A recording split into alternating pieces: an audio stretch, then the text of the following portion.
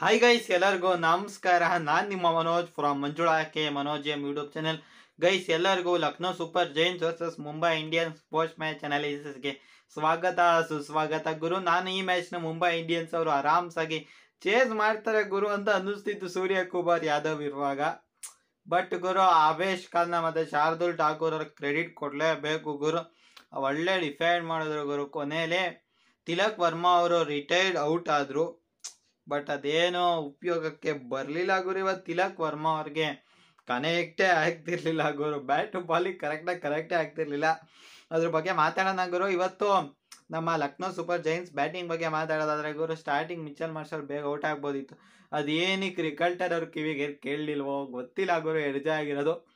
But ನಿನ್ನೆ Heinrich ಕ್ಲಾಸಿನವ್ರಿಗೂ ಸಹ ಹಂಗೆ ಆಗಿತ್ತು. ಸುನಿಲ್ ನರೈನ್ ಅವ್ರ ಬೌಲಿಂಗಲ್ಲಿ ಬಟ್ ಅವ್ರು ಬೇಗ ಔಟ್ ಆದರು. ಬಟ್ ಇವತ್ತು ತೆಗಿರ್ಲಿಲ್ಲ ಗುರು. ಪವರ್ ಪ್ಲೇಯಲ್ಲಿ ಗುರು ನಮ್ಮ ಮಿಚ್ಚಲ್ ಬಾದ್ಶಾ ಅವರು ಒಳ್ಳೆ ಸರಿಯಾಗಿ ಹೊಡೆದ್ರು ಗುರು. 31 ಬಾಲ್ಗೆ 60 ರನ್ನು, ಕ್ರೇಜಿ. 9 4 2 6, strike rate 193.55. ಮತ್ತು ಅವಾಗ ಗುರು ಏಯ್ಡನ್ ಮಾರ್ಕ್ರಮ್ ಅವ್ರು ಏನು ಆಡ್ತಿರ್ಲಿಲ್ಲ ಗುರು. ಒಳ್ಳೆ ಪುಟು ಹೋಗ್ತಿದ್ರು. ಅವ್ರು ಏನಿಗೆ ಆಡಿಸ್ತಾವ್ರಪ್ಪ ಅಂತ ಅನ್ನಿಸ್ತಿತ್ತು. ಆಮೇಲೆ ಗುರು ನಮ್ಮ ನಿಕೋಲಸ್ ಪೂರನ್ ಅವರು ಎಲ್ಲ ಹೊಡಿತಾರೆ ಗುರು ಚೆನ್ನಾಗಿ. ಬಟ್ ಆಮೇಲೆ ನಮ್ಮ ಹಾರ್ದಿಕ್ ಪಾಂಡ್ಯ ಅವ್ರ ಬೌಲಿಂಗಲ್ಲಿ ಶಾರ್ಟ್ ಬಾಲ್ನ ಕೆಳಗಡೆ ಇಡಕ್ಕೆ ಹೋಗಿ ಟಾಪ್ ಎಡ್ಜ್ ಆಗಿ ದೀಪಕ್ ಚಹರ್ ಅವ್ರ ಕೈಗೆ ಕ್ಯಾಚ್ನ ಕೊಟ್ಟು ಔಟ್ ಆಗ್ತಾರೆ. ಆಮೇಲೆ ಗುರು ನಮ್ಮ ಪಂತ್ ಅವ್ರೇನಂತ ಆಟ ಎಲ್ಲ ಆಡಲ್ಲ ಗುರು, ಬೇಗ ಔಟ್ ಆಗ್ತಾರೆ. ಒಂದೊಂದ್ಸತಿ ಇವತ್ತು ಗೋಯಕ ಕೈಯಲ್ಲಿ ಬೈಸ್ಕೋತಾರೆ ಅಂತ ಅನ್ಕೊಂಡೆ, ಇಲ್ಲ ಬೈಸ್ಕೊಳ್ಳಲ್ಲ ಅನ್ಕೋತೀನಿ. ಗೆದ್ದಿದ್ದಾರಲ್ಲ ಒಂಚೂರು ಒಟ್ಟಿಗೆ ಹಾಕೋಬಿಡ್ತಾರೆ. ಇನ್ನು ಗುರು ಏಡನ್ ಮಾರ್ಕ್ರಮ್ ಅವ್ರು 53 ರನ್ ಹೊಡೆದ್ರು ಗುರು. ಹಾಫ್ ಸೆಂಚುರಿ ಹೊಡೆದ್ರು 38 ಬಾಲ್ಗೆ 2 4 ಮತ್ತೆ 4 ಸಿಕ್ಸರ್ಸ್ ಹೊಡೆದಿದ್ರು. ಸ್ಟಾರ್ಟಿಂಗ್ ಇವ್ರು ಸಖತ್ ಸ್ಲೋ ಆಗಿ ಆಡ್ತಿದ್ರು ಗುರು ಲೆಕ್ಕದಲ್ಲಿ.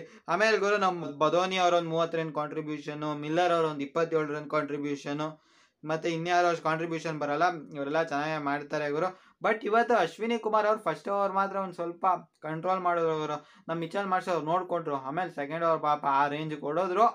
ಯಾವರು ಒಂದು ವಿಕೆಟ್ ತೆಗೆದಿದ್ದಾರೆ. ನೆಕ್ಸ್ಟ್ ಮ್ಯಾಚು ಅಶ್ವಿನಿ ಕುಮಾರ್ ಅವ್ರು ಒಳ್ಳೆ ಕಂಬ್ಯಾಕ್ ಮಾಡ್ತಾರೆ. ಮತ್ತು ವಿಘ್ನೇಶ್ ಪುತ್ತೂರ್ ಅವ್ರು ವಿಕೆಟ್ ತೆಗೆದಿದ್ದಾರೆ ಗುರು. ಮತ್ತು ಇವತ್ತು ಹಾರ್ದಿಕ್ ಪಾಂಡ್ಯ ಅವರು 5 ವಿಕೆಟ್ನ ತೆಗೆದಿದ್ದಾರೆ ಗುರು. ಫಸ್ಟು ಕ್ಯಾಪ್ಟನ್ ಗುರು 5 ವಿಕೆಟ್ ತೆಗಿಯೋಕ್ಕೆ.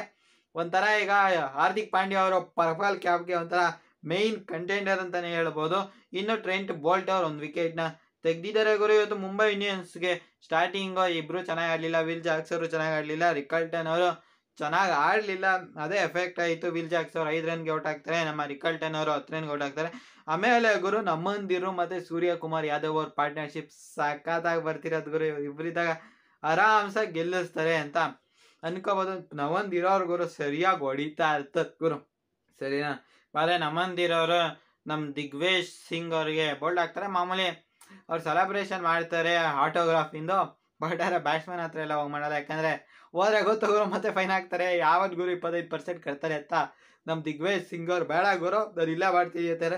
ಆಮೇಲೆ ಗುರು ನಮ್ಮ ಸೂರ್ಯ ಕುಮಾರ್ ಯಾದವ್ ಮತ್ತು ತಿಲಕ್ ವರ್ಮಾ ಅವ್ರು ಆಡ್ತಿದ್ದಾಗ ತಿಲಕ್ ವರ್ಮಾ ಅವ್ರಿಗೆ ಬಾಲು ಬ್ಯಾಟ್ಗೆ ಕನೆಕ್ಟ್ ಆಗ್ತಿರ್ಲಿಲ್ಲ. ಇವತ್ತು ಯಾಕೋ ಸಖತ್ ಸ್ಟ್ರಗಲ್ ಮಾಡ್ತಿದ್ರು. 1 ಆಫ್ ಡೇ ಇದ್ದೇ ಇರೋದ ಗುರು.